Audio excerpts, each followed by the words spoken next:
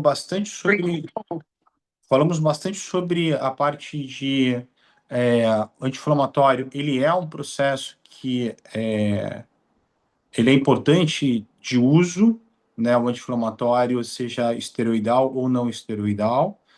E um ponto muito importante é que a gente possa se preocupar no uso de anti-inflamatórios não esteroidais.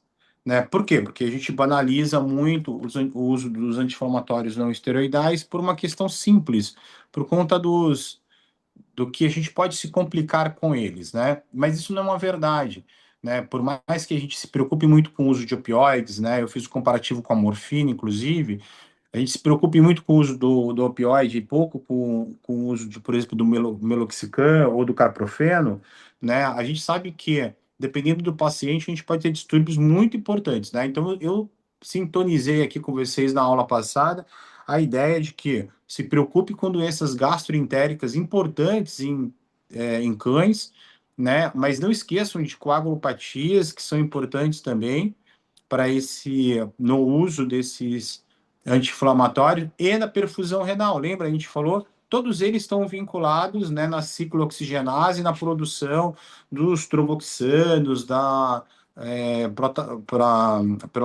prostaglandinas, pelas prostaciclinas, né? Então, pacientes que a gente enfatizou bem, né? É muito importante que a gente saiba e tenha um conhecimento de histórico desses pacientes. Então, aqui eu vou começar falando sobre como eu posso minimizar o meu risco de emprego dos anti-inflamatórios não esteroidais. O primeiro é conhecer o histórico do paciente. Por quê?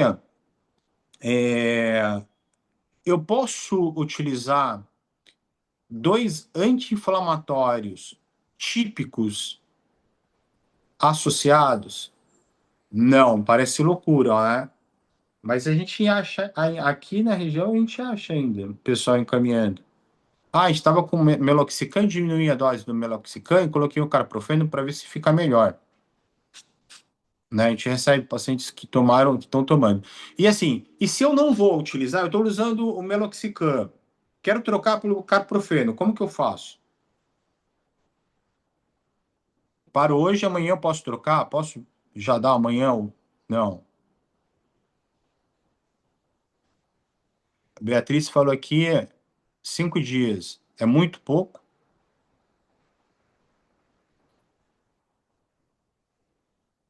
É chamado de washout, né? Que a gente vai pô, lavar esse ciclo, né? Quanto tempo que eu tenho que ter? Qual que é o mínimo, né, de tempo? 5 dias, o Otávio concordou. É isso mesmo, 5 dias. São 5 dias. Então não são 3 dias que. O 3 eu não sei porque ele entra nesse número cabalístico dentro das internações. Ele é 3 ml por quilo por hora de fluxo fluxo de fluido. Ele é 3 dias, é sempre a meta, né, de ou piora ou melhora, ou que eu posso fazer troca do medicamento. Não, anti-inflamatórios esteroidais, não esteroidais, eles, você tem que respeitar pelo menos 5 dias. Isso eu não estou levando em consideração que esse paciente pode ter um déficit de alteração de função hepática, um déficit de função renal, que a biodisponibilidade do medicamento e a permanência circulando dele, 50 desse paciente, pode estar completamente alterada.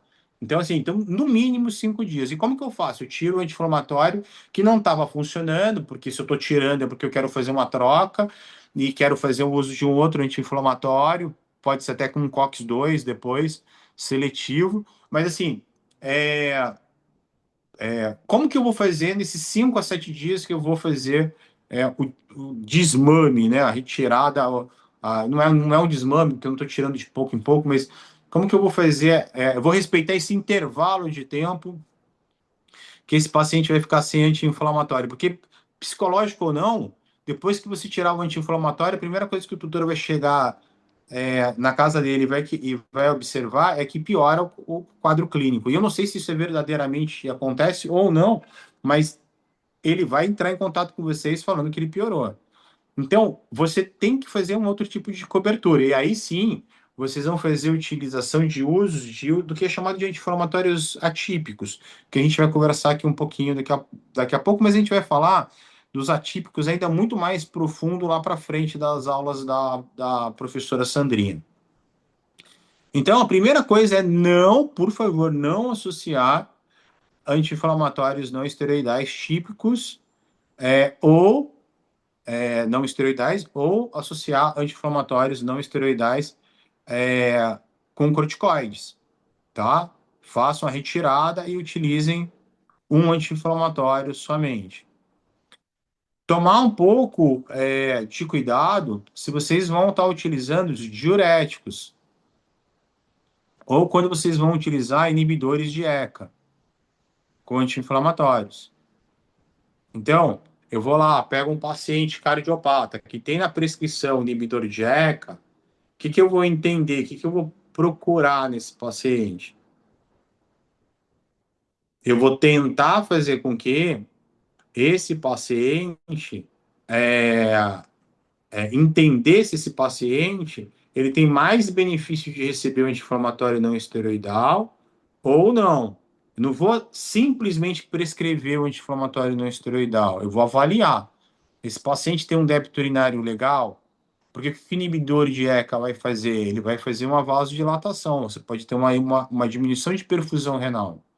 Lembra, se eu vou bloquear pela ciclooxigenase também o fluxo renal, eu posso agudizar a uma doença renal crônica já instalada ou posso desenvolver uma insuficiência renal aguda nesse paciente. Então, muitas vezes você fala, mas eu dei uma dosinha baixa de meloxicam, nossa, ele fez uma aguda. Não, não. Muitas vezes esse cara é cardiopata, ele toma furosemida e toma inibidor de ECA.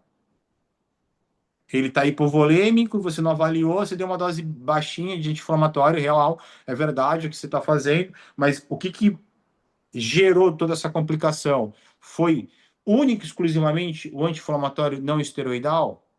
Não, não. Foi o composto que você administrou para esse cara. Foi furosemida junto, foi o inibidor de ECA junto, aí esse cara fez uma insuficiência renal aguda, que é uma dor de cabeça violenta. Se você hoje for avaliar as complicações que a gente tem dentro da nossa rotina, qual que é a maiores preocupações que a gente tem hoje? Suficiência renal aguda e distúrbio de coagulação. Então, quando você pegar um paciente desse tipo, que é cardiopata, sempre tragam na sua cabeça que todos os medicamentos que você dá para bomba cardíaca não ajudam o rim. E a maioria dos medicamentos que você acaba dando para o rim não ajuda muito a bomba cardíaca. Por isso que tratar um paciente cardiorrenal é uma coisa ruim, tá? Então, esses pacientes criteriosamente avaliados, você pode dar o anti-inflamatório, orientando bem o tutor dos seus riscos. Não são. Você tem como medir hoje a perfusão renal de um cardiopata? Quem tem o segredo mágico aí de avaliar? Não, a gente tem como avaliar, por exemplo, o débito urinário.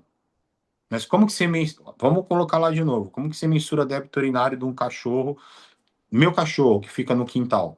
Como que eu avalio o débito urinário do meu cachorro? Eu tenho que internar por 24 horas ou 48. Se você internar meu cachorro por 48 horas, ele vai fazer um bexigol, mas não vai fazer xixi dentro da gaiola.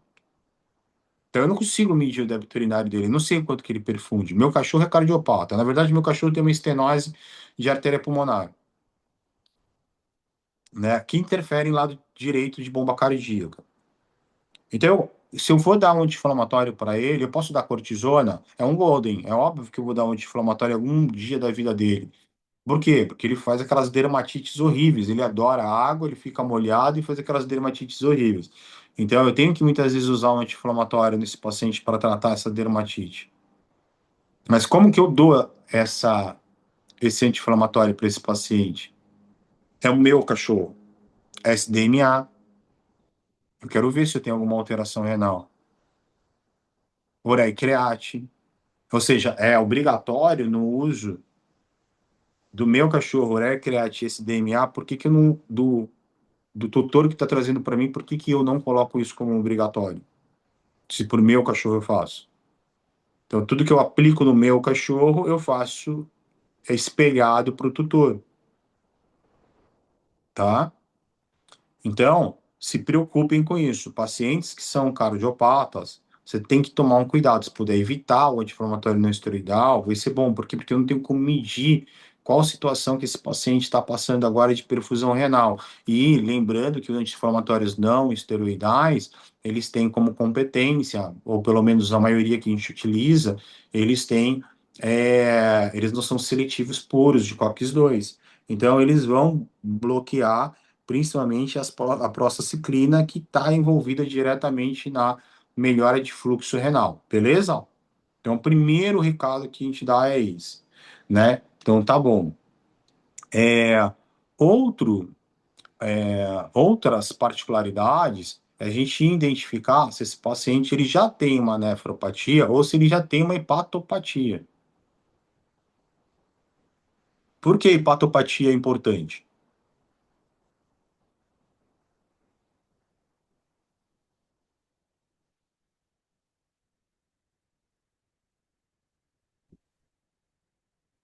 Ele pode Porque, inibir também. Trom, trom, esqueci a então, palavra. tá, exatamente. Então, você pode quebrar toda a parte de produção de turboxanos, e aí, como o fígado ele é um precursor e produtor de toda a nossa cascata de coagulação, o hepatopata tem maior probabilidade de desenvolvimento de alterações de coagulopatias. Então, você vai lá, então operou, aquela neoplasia hepática, horrível. Todo mundo tirou foto, pesou. O cirurgião saiu contando quanto foi difícil fazer a excisão daquela massa. Estava quase ali pegando grandes vasos, aquela história toda. A gente sai com esse paciente. E a gente pega lá, esse paciente tem uma LT, uma ST, uma GGT, beleza. A fosfatase que está ruim, bilirrubina está mais ou menos, né? E aí, então, a gente considera que esse paciente não tem uma alteração hepática, não tem uma alteração de função hepática. Mas isso não é verdade.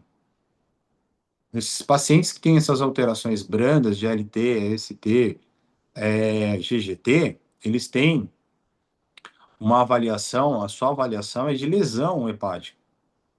A função ela é medida por TP e TTPA, proteína C reativa, fatores de coagulação, albumina, ácidos biliares. Então, você não mensura, a maioria das vezes a gente não mensura a função hepática. Então, eu vi todo o bioquímico hepático desse paciente, ele estava ótimo, eu dei um anti-inflamatório, olha só, está com distúrbio de coagulação agora, né? Você não avaliou a função hepática desse paciente. Você avaliou lesão hepática, são coisas diferentes, né? Uma você está mensurando o quanto que você agrediu, né? O quanto que você destruiu de hepatócito. O outro você está mensurando o quanto que o hepatócito pode atuar ainda, como que ele tem, como ele produz, o que que ele produz ainda, né? São coisas diferentes. Então, tem que tomar cuidado com o que a gente está medindo. Olha só o quanto que é difícil você medir hoje se você usa ou não usa meloxicam. Agora, quantas vezes vocês entraram em pauta de usar ou não meloxicam no paciente, avaliando exames complementares? Vocês vão se deparar com pacientes que vão ter alterações importantes é, pós-uso de anti-inflamatório não esteroidal. Vocês vão se deparar. Talvez vocês não saibam que foi o anti-inflamatório que criou, mas vocês vão se deparar. É, bom, pacientes com alterações gastroentéricas nem se falam, né? Principalmente cães, né? Se a gente tem hoje a parte gastroentérica como sendo a principal, é, o principal sistema que vai ser comprometido pelo trato gastrointestinal em cães, né? Se ele já tem uma alteração, né? A gente tem que se preocupar em utilizar o anti-inflamatório não esteroidal. Então, se eu pego um paciente hoje que tem uma doença inflamatória intestinal, uma linfangiectasia ou um linfoma intestinal, eu vou dar um anti-inflamatório não esteroidal para ele? Não, faz sentido isso, né? Mas eu posso dar um anti-inflamatório esteroidal para ele. Aliás, vai fazer sentido, vai melhorar a condição clínica dele, né? Se você for fazer biópsia, administra depois, né? Se não for fazer, aí você já pode dar e ir fazendo avaliação da melhora clínica desse paciente. E se eu estou dando, hoje, a gente tem hoje condições de administração de anti-inflamatórios períodos longos, principalmente quando a gente está falando de dor crônica, né? Então, os coxibes da vida hoje são utilizados de forma praticamente a longo prazo, né? Osteoartrose, paciente oncológico que não vai ter a melhora da condição clínica pelo procedimento cirúrgico, são pacientes que vão receber isso a longo prazo, de pirona, tramadol, os coxibes da vida, né? E tem bastante relato de resultados positivos, né? Os coxibes, esses a longo prazo, para felinos, né? Os trabalhos não são muito bons, mas os que aparecem lá trazem algumas divergências no sentido de que pode gerar uma alteração renal, e aí é, é bem grosseira a avaliação, inclusive, né, por mensuração de ureia e creatinina, ou seja, vamos lembrar, né? Hoje a gente tem o SDMA como um marcador de lesão de injúria renal, e ele, para gatos, as publicações mostram que ele vai estar marcado já com 20% a 40% dos néfros comprometidos, né? Já ureia creatinina, você vai estar marcando 70% a 80% dos néfros comprometidos. Então é tardio você descobrir que o paciente tem uma lesão renal importante, uma insuficiência renal importante, uma morte celular importante, quando você está pareando isso por ureia creatinina. É bem tardio, né? Penso que o trabalho agora, que eu estou comentando agora com vocês, é um trabalho que está falando de mensurar isso em ureia creatinina, né? Então, assim, para mim, no meu ponto de vista, é tardio. Mas, de qualquer maneira, fica aqui a mensagem. Esses coxibes aí, para gatos, em geral, tem que tomar um pouco de cautela e os trabalhos realmente trazem que ele pode sim trazer alterações vinculadas a alterações renais. Mas, de qualquer maneira, é, a ideia é que pacientes que estejam recebendo esses anti-inflamatórios sejam acompanhados de perto. E aí vem o primeiro desafio da clínica médica. Se você prescreveu esse anti-inflamatório porque a equipe de dor pediu para você prescrever, tá? Prescreveu lá. Você hoje tem rotina para revisitar esse tutor, ou esse cliente seu, ou esse paciente seu, revisitar ele a cada 15 dias, revisitar ligar para ele, saber se está bem, perguntar se ele fez retorno. Vocês têm hoje condições de fazer isso? Quantas pessoas que vocês trabalham hoje na rotina fazem isso? Vão revisitar os pacientes a cada 15 dias? Não, né? Então, mas quantas vezes vocês já escutaram? Nossa, esse cara aqui deveria abrir o sistema. Nossa, mas eu pedi para esse aqui voltar 3 dias depois. Ele ia aparecer agora depois de 20 dias. Também quer que eu faça o quê? Não é isso que a gente escuta? Isso quantas vezes vocês já escutaram dentro de uma sala de medicina de médicos veterinários? ou no corredor, um monte de vezes, né? Então, tudo bem, se for para uma troca de curativo, né, e não tá tão feio, beleza. Se é porque você pediu um retorno, porque é um paciente endocrinopata, mas que não teve nenhuma alteração, a medicação está fazendo efeito normal, e o tutor fez opção de não levar, legal. Agora, se você está falando do anti-inflamatório, ainda mais os coxibs, que eles têm uma permanência mais longa no organismo do paciente, aí você está falando, de repente, de transformar esse cara em doente renal crônico, que não tem cura, né? Então, olha a importância de vocês hoje entenderem qual a nossa responsabilidade dentro da administração do uso de anti-inflamatórios.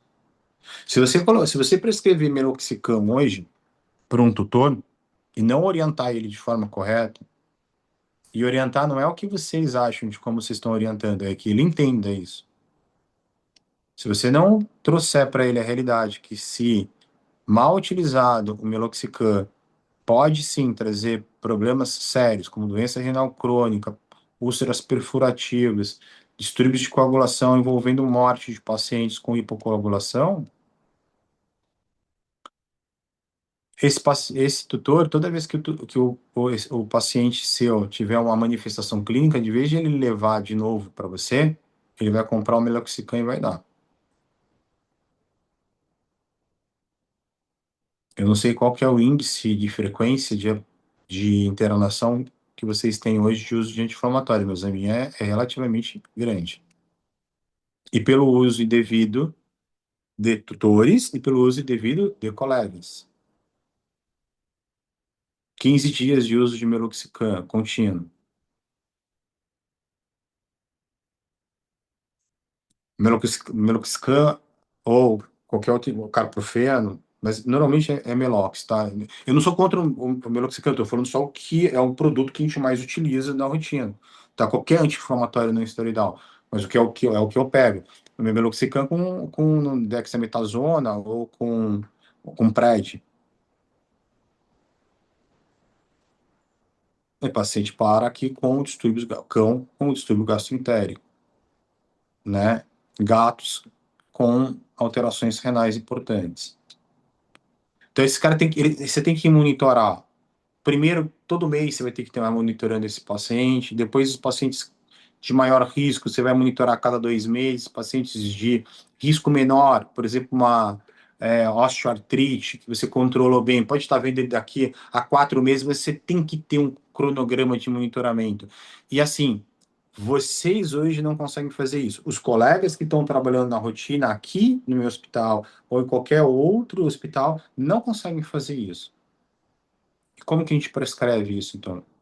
Se a gente não consegue monitorar, e a recomendação é que se monitore. Ou você não prescreve, ou você vai ter uma equipe que vai trabalhar com vocês, que vai monitorar. Por isso que vem as especialidades de controle de dor. A importância que ela entra hoje dentro da nossa rotina. É importantíssimo. Mas quantas vezes eu, por exemplo, eu vejo que controle de dor é pegar a equipe do controle de dor aqui, pô, dá uma olhadinha aqui pra gente. Ajuda aqui só agora, que tá muito difícil, né? Aqui no meu hospital é muito difícil dar continuidade com isso. Puxa a orelha de todo mundo aqui, mas a galera não dá continuidade. O doutor acha que não é importante, o próprio colega, o próprio médico veterinário acha que não é importante. Ah, tá funcionando, pô, um anti-inflamatóriozinho aqui e tal. Aqui tá tudo bem. Cachorro rígido, melhorou muito, né? Então, são coisas que a gente precisa se preocupar. É, e, e sempre quando você começar a evidenciar ou ainda não evidenciou, tentar trabalhar um pouco com protetores gástricos. Aí tem um outro problema, né? Vocês são uma geração já que dentro da internação não tem mais omeprazol em toda a ficha. Eu sou da geração que não tinha, porque a gente não tinha dinheiro para comprar omeprazol. Aí depois foi obrigatório ter omeprazol em todas as fichas. E depois a gente tirou, porque a gente foi para a unidade de terapia intensiva e a gente viu que na UTI não funcionava, era uma besteira o que a gente estava fazendo. E aí a gente migrou com isso para dentro das internações, e aí agora é o cenário que a gente assiste hoje. Então eu vou usar os protetores. Então, assim, agora, né? Aí o pessoal, o que, que o pessoal fez? Crucificou o omeprazol. O omeprazol hoje ele é o vilão da, das,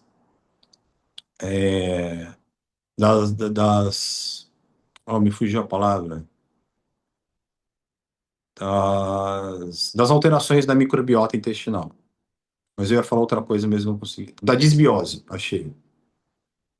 Da disbiose de trato gastrointestinal. Só que assim, então eu nunca posso usar o omeprazol para esses pacientes que tomam anti-inflamatório.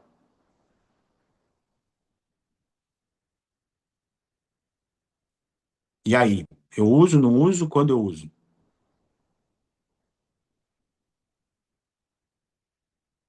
O critério é o mesmo. Ah, vamos pensar, ó. Quando que eu uso omeprazol para um paciente que está internado?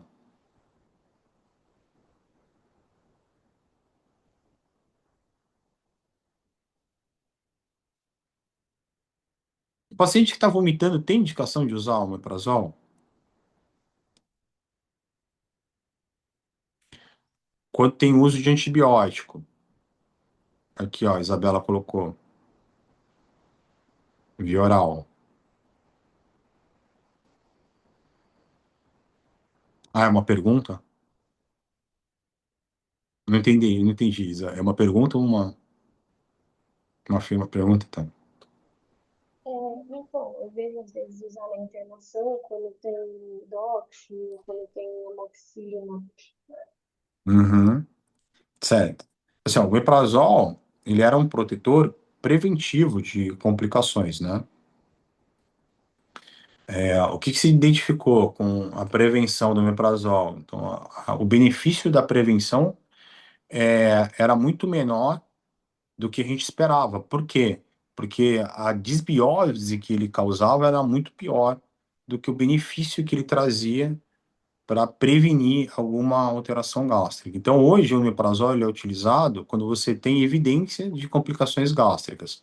Então, o paciente parou de comer, tem vômito, é um paciente que tem ultrassom já guiado, mostrando um espessamento de, de parede gástrica. Então, assim, a gente especifica mais. Hoje eu uso o omeprazol para como medicação, mas para medicar a manifestação clínica, não mais para prevenir, tá? Então, tomar um pouco de cuidado para esse o uso de prevenção, porque você pode, não tem nenhuma, peraí que deixa eu ver se eu vou falar alguma besteira. Eu preciso revisitar ali os guidelines de gastro. Mas que eu me lembre, não tem nenhuma contraindicação direta.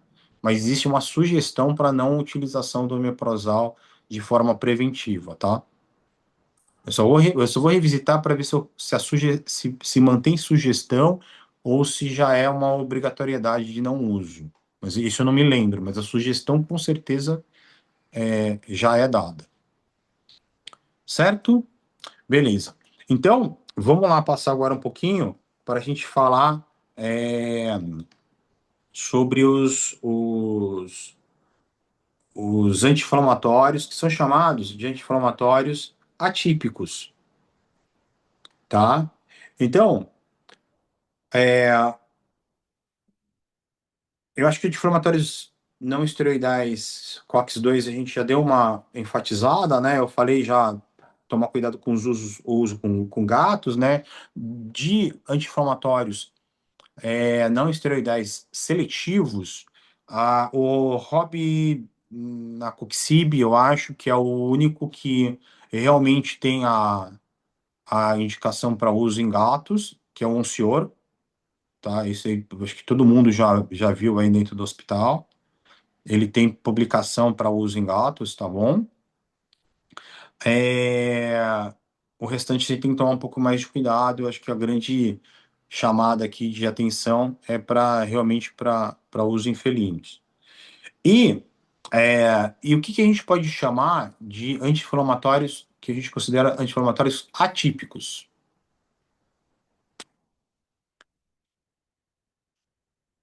Alguém pode me dar um? Vamos falar de dois hoje. Dipirona? Vibrando. De pirona, anti-inflamatório atípico. Por que, que a dipirona é um anti-inflamatório atípico? Por ele fazer a inibição da COX-3? Ele pode fazer inibição de COX-3. COX-3 é um lost, tá? É uma coisa que ninguém conseguiu provar ainda. Parece que está muito envolvida em parte de sistema nervoso. É uma discussão longa. Ó, e eu acho que não vai conseguir provar, porque assim, eu estava na faculdade ainda, na Universidade de São Paulo ainda, e eu já saí de lá desde 2009, né? Depois que eu terminei o mestrado. Já se falava de COX-3, né? E a gente não achou nada muito relevante até hoje. Então, não é uma coisa que vai aparecer. Mas a dipirona sempre, quando cair dentro de um slide, a gente puxa essa sardinha para o COX-3, né? Então, ela pode ser. Então, é assim, na verdade, a dipirona, ela não melhora aquela condição que os outros anti-inflamatórios também melhoram, né? Que é o rubor, o aumento de temperatura, né? E a dor, ela só trabalha na dor. Então, quando você pega uma resposta inflamatória, ele fica vermelho, quente e com dor, não é? Não é essa a relação? É rubor, calor e dor, né? Quando a gente dá outros anti-inflamatórios, não esteroidais, o que que a gente vê? Que ele melhora tudo. Ele melhora a temperatura, ele melhora a vermelhidão e melhora a dor. A dipirona, ela melhora a dor, ela não melhora a condição de rubor e calor, tá? Ela melhora a dor. Por isso que ela é chamada de atípica. Mas a dipirona, ela é excelente. Por quê? Porque você pode usar a dipirona, não tem contraindicação de você usar a dipirona para longo prazo. Então, para paciente de dor crônica, osteoartrite, pacientes oncológicos, a gente vai ter um módulo só falando de osteoartrite e um módulo só falando de controle de dor de pacientes oncológicos, tá?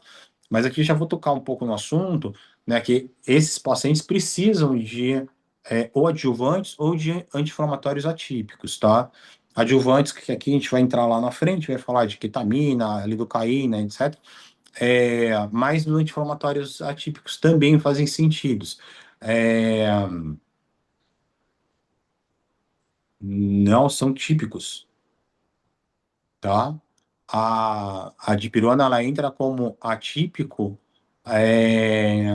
no sentido de que a gente hoje pode estar associando ela, por exemplo, a um anti-inflamatório típico, certo? Então eu posso associar a dipirona ao meloxicam? Posso. Olha só. Então, fazer associação de anti-inflamatório típico e atípico pode acontecer. Não tem problema. Ela pode ser utilizada de forma crônica, você pode ajustar a dose de dipirona, aumentar e diminuir frequência. É uma carta na manga de dipirona. Agora vamos entrar na nossa internação agora. Quantos pacientes estão tomando dipirona?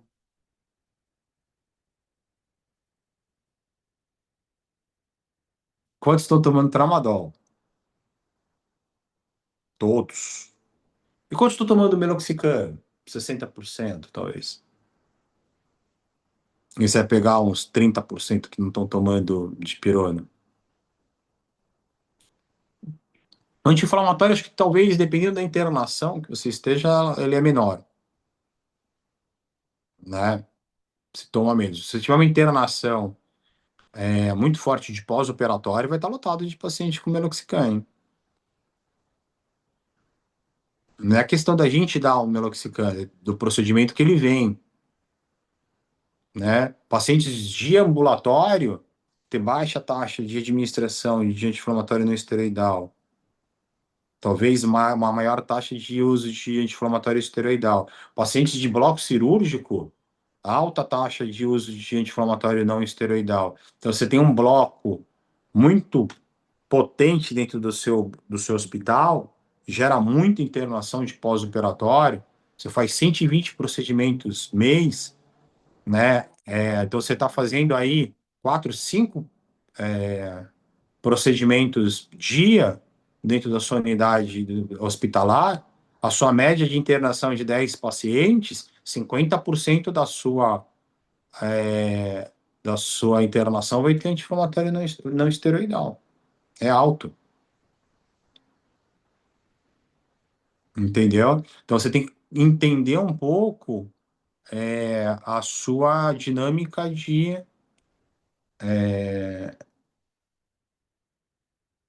o esteroidal. Aí beleza, a Isabela falou, pô, aqui tem bastante esteroidal. O esteroidal vai ter bastante mesmo dentro da sua internação, porque você vai tratar muita coisa com isso, né? Então, imunomediada vai ter esteroidal, é, doenças inflamatórias intestinais vai ter esteroidal, pacientes com déficit adrenal vai ter esteroidal, é, pacientes com distúrbios metabólicos, tipo hipoadreno, vai ter esteroidal. Então, você já tem vários pacientes ali que vão ter benefício. Às vezes, o paciente que está fazendo hipoglicemia, você vai usar um anti-inflamatório esteroidal para tentar, além de dar glicose, tentar subir um pouco essa glicemia. Então, assim, a gente usa bastante esteroidal, a gente gosta bastante. Diferente da medicina, se for conversar com o médico, ele vai ficar horrorizado do volume que a gente usa de anti-inflamatório esteroidal, tá? Mas eles têm medo também do não esteroidal. Então, para o médico não precisava existir o anti-inflamatório. Mas, de contrapartida, o não esteroidal, a gente tem que tomar um pouco de cautela. Por quê? Porque depende da sua epidemiologia, da sua internação. Se você fizer um levantamento epidemiológico, você vai entender por que se usa tais medicamentos, tá? Isso é importante. A gente faz bastante. Eu faço bastante estudo epidemiológico. Primeiro, porque meu pai é epidemiologista, né? Então, eu nasci fazendo isso. E segundo, porque eu me guio com tudo, com a minha alteração, com o meu estudo epidemiológico, tanto em uso de medicamento, mas eu também uso para fins de administrativos aqui do hospital. Eu consumo muito, por exemplo, tapete, eu consumo muito tapete higiênico, eu consumo muito corticoide, consumo muito. Por que que eu consumo muito isso, diferente dos outros medicamentos? Porque o perfil do meu paciente é um perfil que tem muita gastroenterite, então 70% deles tem gastroenterite, então a quantidade de medicamento que eu vou usar para esse tipo de doença é maior, a quantidade de estrutura que eu tenho para esse paciente é maior, né? Então, fazer estudo epidemiológico é muito bom.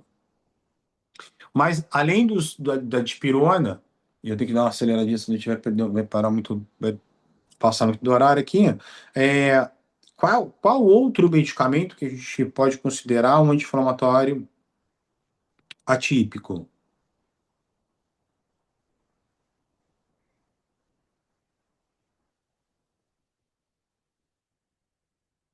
Hã?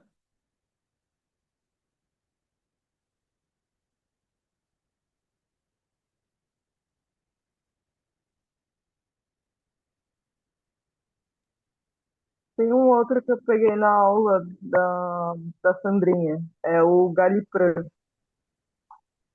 Isso. E o que que ele faz? Ele atua sem a COX, ele evita ali na transmissão da doença. Isso aí. Então, todos esses prantes da vida, o que que ele significa, né? E aqui ela pegou o Gapiprant como exemplo, né? A Beatriz trouxe o Gapiprant como exemplo. Todo que tem prant no final, o que que ele faz? Ele pula a ciclooxigenase. Ele atua especificamente num receptor chamado EP4. Então, é o, ele melhora a resposta inflamatória, então ele melhora o controle de dor e tal, sem comprometer prostaciclina, sem comprometer os efeitos positivos da tromboxana, sem sem comprometer as prostaglandinas, porque ele pula. Quando a gente está no ciclo, lembra lá da produção das turboxanas, das prostaciclinas, como que acontece? Né? Eu preciso da ciclooxigenase para produzir isso tudo, não é? Ácido araquidônico, lembra? Aí eu vou produzir tudo isso. O que o anti-inflamatório fazia lá? Ele quebrava, né, o efeito da ciclooxigenase. Esse cara pula, esse efeito ele vai lá para a base e atua no receptor chamado IP4. Então, ele pode ser uma alternativa. A gente usa é, ainda muito pouco dentro da rotina. Mas para pacientes crônicos vai fazer muito sentido, tá? E quem mais? Talvez o mais moderno agora.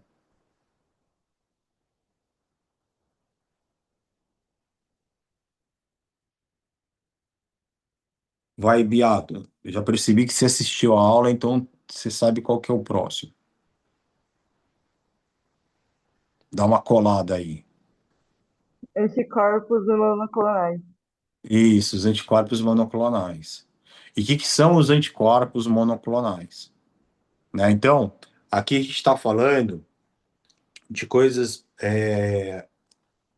bem específicas, no sentido de prostaglandinas, citocinas, tromboxano, né? Mas existe uma substância que ela chama fator de crescimento neural.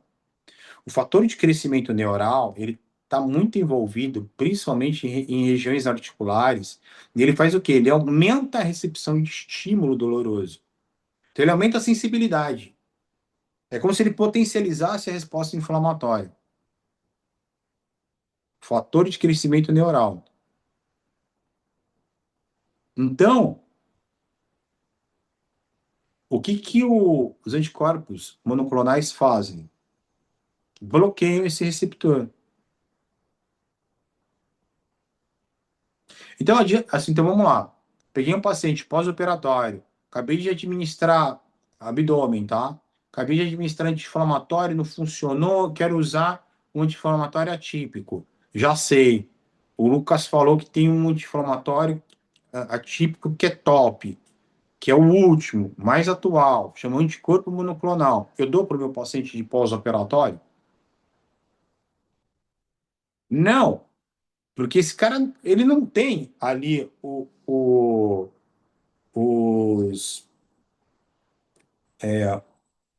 o NGF ativo.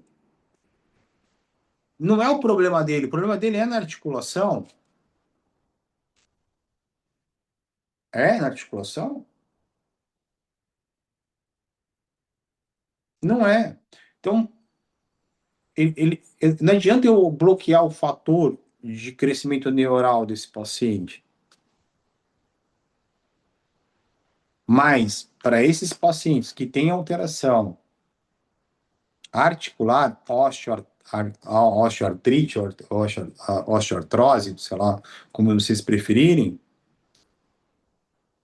eles têm benefício.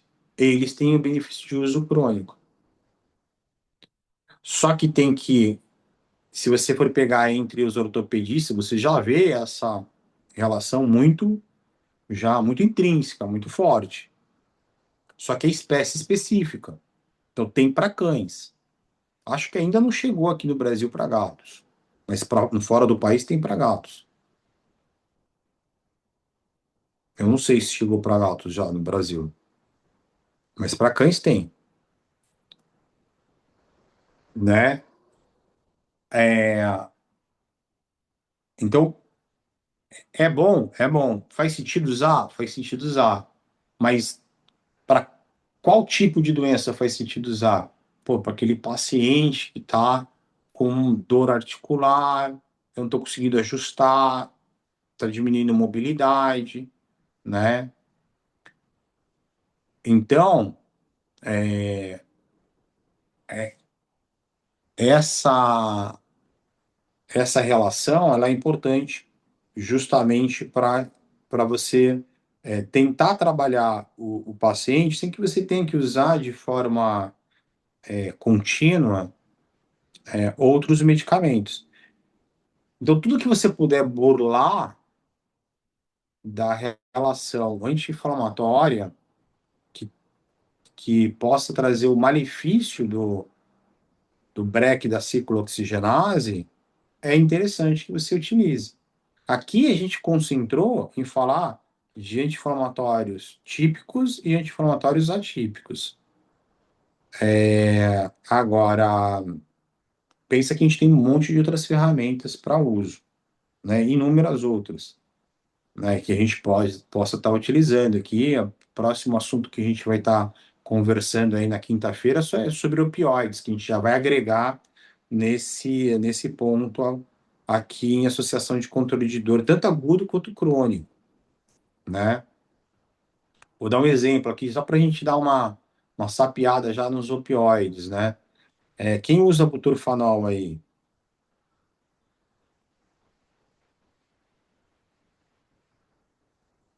Fala aí quem usa.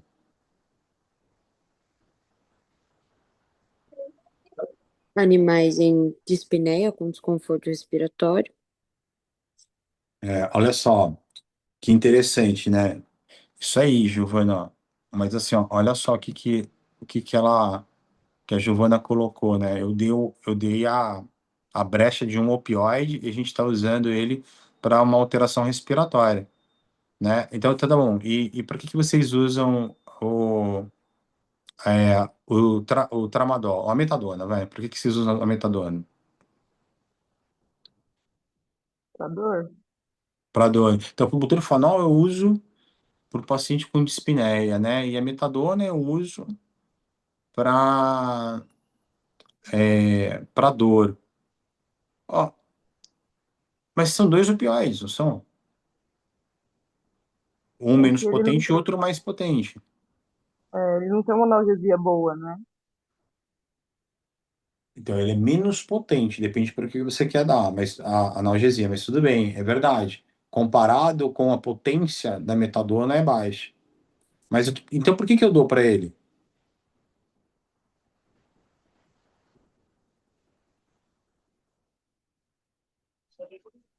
Lucas, uma dúvida. Mas o butanol acho que usa bastante pelo efeito sedativo, principalmente um animal que está ali exposto respiratório.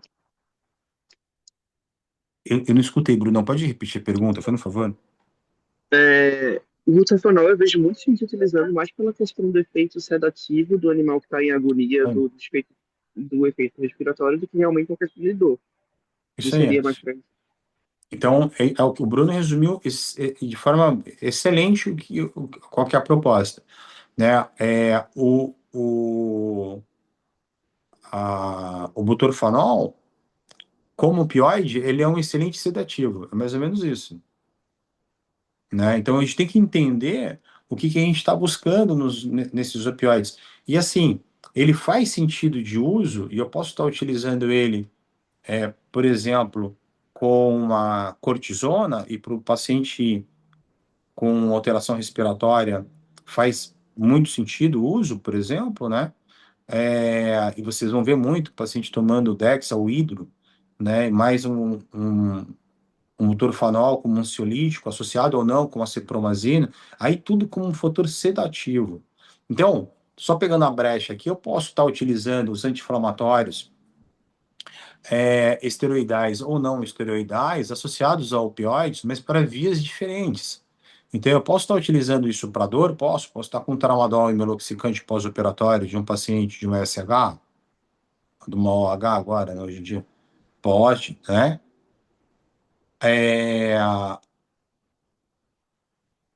gente pode a gente pode estar associando um anti-inflamatório, por exemplo, o esteroidal, com um opioide para quebrar a ansiedade do paciente, para poder ter um tempo de reação melhor para esse paciente, para ele não fadigar de uma dispneia?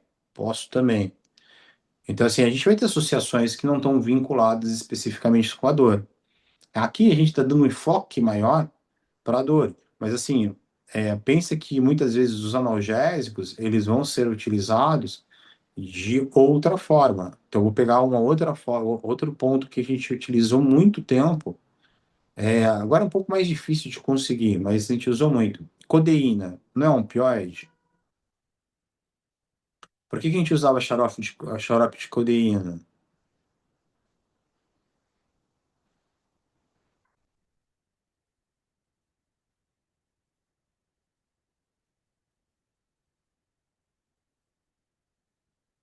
Para tosse. Isso aí. É um opioide. E se vocês pegarem trabalho de tramadol, vocês vão ver que tem um efeito com 2 miligramas por quilo antitussígeno. Então, assim, tem várias coisas para a gente falar. Estou só puxando o gap que a gente vai estar discutindo na quinta-feira, mas só para entender que a associação, hoje, de anti-inflamatórios típicos e atípicos associados a opioides, ela é enorme. E para diversas funções. Então, vocês vão estar com isso muito no dia a dia. Só não banalizem a ideia de que porque eu utilizo muito é, e eu não vejo com tanta frequência acontecimentos negativos, né? É, isso nunca vai acontecer e não tem o risco. Tem sim. Tem que orientar tutor. Tem que orientar responsável. Não dê mole com isso. Uma hora você vai se deparar. Eu já dei o exemplo aqui de um amigo meu, né? Eu dei um exemplo, acho que na semana passada para vocês, do anti-inflamatório que o cachorrinho dele tomou aqui no hospital, né? Falta de orientação. Esse paciente era uma dor articular, lembra? Então, ele tomou, no dia que ele tomou meloxicam e Librela, que é o nome comercial para o anticorpo monoclonal para cães, né?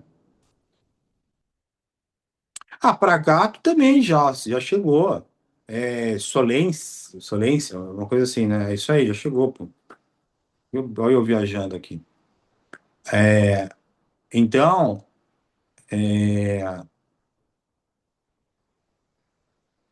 e era uma época que estava se discutindo muito se o Librela dava alterações vinculadas a distúrbios gastroentéricos, respiratórios e etc. Alguém participou disso, desses fóruns de discussão? Não, mas teve. A gente participou aqui, Petcare todo reunido, fizemos até casuística de acontecimentos com Librela, tá? E aqui, uma das situações clínicas foi esse paciente. Que não faz sentido, se concorda, as alterações que ele teve? Gastroentérica, distúrbio de coagulação. Tem muito mais sentido com meloxicam, né? Que na época eu nem sabia muito bem qual que era a atividade fim do Librela, entendia que era um anticorpo monoclonal, mas não sabia muito bem a fisiologia, a farmacocinética e dinâmica do, do medicamento, mas eu sabia do meloxicam. E eu falei isso para mim, ortopedista. Eu falei assim, ó, tudo bem, não estou tirando a culpa do Librela porque eu não sei, mas assim, todas as manifestações clínicas estão dentro do uso do anti-inflamatório não esteroidal. A probabilidade de ter sido ele é grande, né? Então, tomar um pouquinho de cuidado. Não vai acontecer com todos os pacientes de novo, né? Pessoal, não é para ser 880. Estou trazendo aqui preocupações que vocês têm que ter. Se você falar assim, você não usa anti-inflamatório no esteroidal, eu uso anti-inflamatório no esteroidal. Só que eu tenho um critério de uso muito mais organizado. Eu faço termo por tutor, e não é termo de ciência, nada, é termo de orientação. Eu monto, meu. Não tenho no hospital, eu monto para ele, olha, estou administrando anti-inflamatório. Você já viu as complicações que eu posso ter? Simples, 3, 4 linhas. Mas assim, eu tô medindo um risco. Ele está bem hidratado, é um paciente jovem, eu vou dar 2, 3 dias, dose mínima. né? Vou trabalhar com 0,2 da primeira dose, depois eu baixo para 0,1. Vou fazer 3 dias, né? O senhor concorda comigo? Podemos fazer? Podemos. Não é, ó, eu prescrevi esse medicamentozinho aqui, nem precisa de receita mesmo. Você pode comprar lá na agropecuária mesmo, que não tem problema. Não é assim, né? Tá bom? Fechou? Então tá bom, maravilha. Até quinta-feira. Quinta-feira a gente entra nos opioides. Valeu!